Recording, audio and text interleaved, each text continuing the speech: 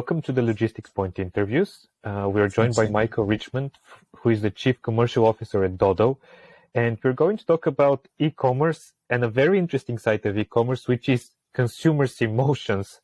Mike, thank you very much for joining me. What is the role of emotions in e-commerce? So I think emotion is fundamental. I think it's so important. Like if you think about it at a very personal level, if you have a good experience and you're happy, you are more likely to repeat that behavior. If you had a bad experience and you're unhappy, you're less likely to. Positive emotions drive an increase in value, and negative emotions drive a decrease in value. And I'm thinking about value of the customer there. So if I'm a merchant and I'm unable to drive positive emotions to a consumer, then they are not going to be valuable, or they're going to become a less valuable customer to me as that merchant.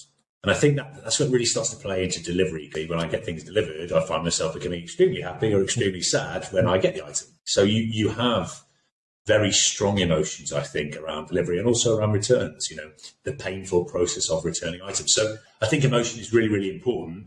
And I think emotion is heightened in the delivery space. So how can the logistics company navigate through all of this and make sure that whatever they deliver produces this happiness you talk about? What I don't see in the delivery sector is real focus on the impact of positive or negative customer experiences on value.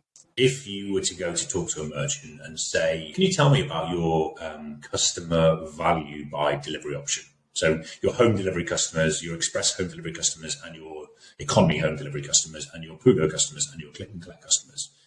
What are their CSAT ratings, their customer satisfaction ratings, or their NPS? What are their average orders per delivery? What are their average basket sizes? What's their customer lifetime value?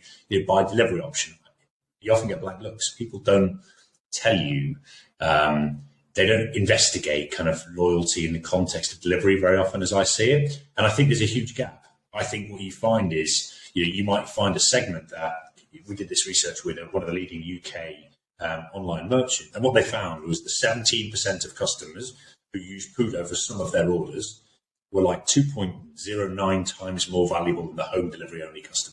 So those customers who are using Pudo are actually a more valuable customer segment. They had higher average basket values and higher order frequencies than those customers who used home delivery only.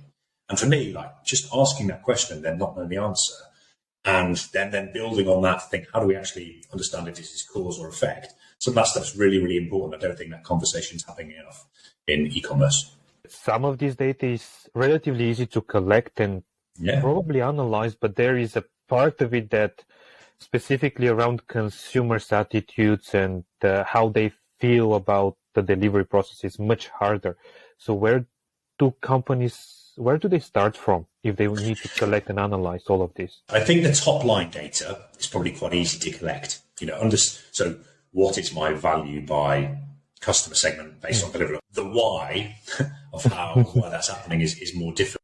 We've made some hypotheses around if you're a regular online shopper and you have lots of things being ordered to be delivered to you at any given time, but also you're likely to return some of those items. We've seen those customers use Pudo more because they get control of lots of orders coming at one different time. They can pick them all up at one time and return those types of things.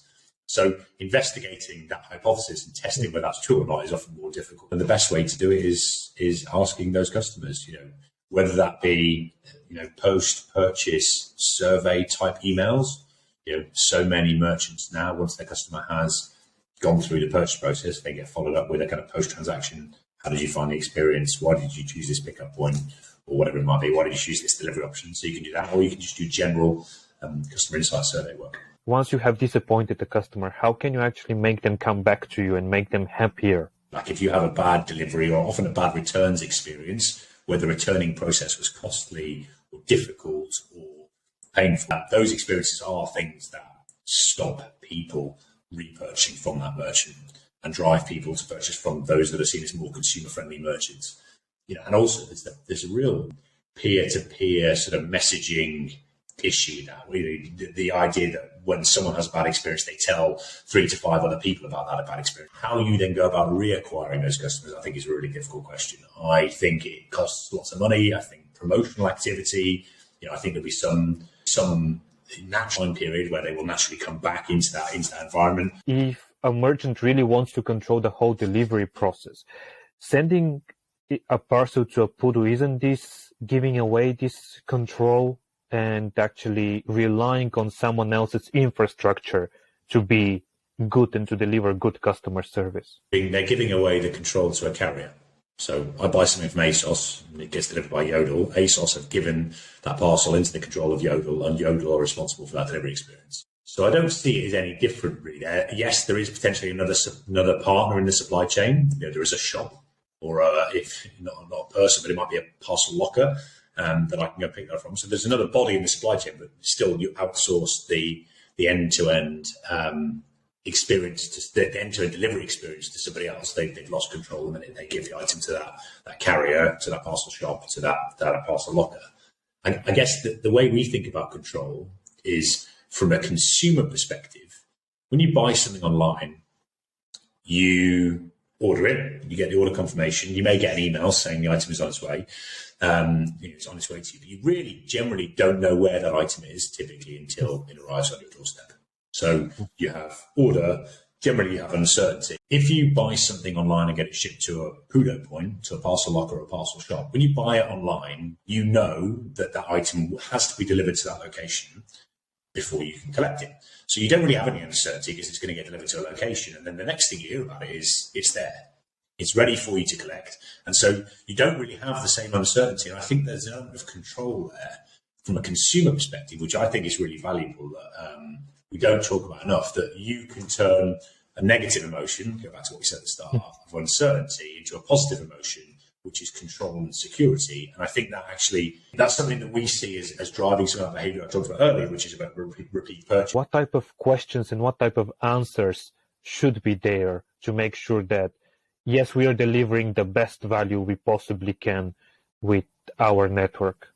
I think it depends on what you want to get out of the survey. We worked at Doddle with some of the world's leading posts and parcel carriers on building and creating out-of-home delivery networks, parcel lockers, parcel shops, post offices, those types of networks. I want to know what their experience was like so I can track how positive that was and I can compare it against other delivery options.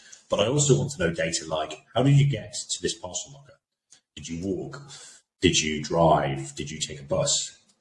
Is this part of a dedicated trip that you're making to pick up this item? Or is this part of something you're doing on the ordinary course? What I want to understand in that consumer behavior is why they're using it. But also that data allows me to build a picture of emissions.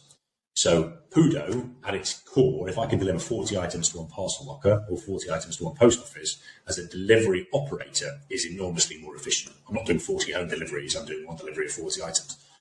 But I can't really say I'm reducing emissions if 40 people then drive to that pickup point and pick up the item. So what I want to understand is how people are using these pickup points, and therefore if they're using emissions efficient modes of transport, doing it as part of doing something else, or doing it by walking and cycling, which we know a lot of people do when they do use pickup points, then I can say it's a much more efficient mode of delivering items, which I think is something that we as an industry need to be super, super hard on, right? Well, Mike, thank you very much for your time. And as usual, people can learn more about not just Doddle, but the topic we just spoke about in the description below. Thank you. Cool. Thanks, Nick.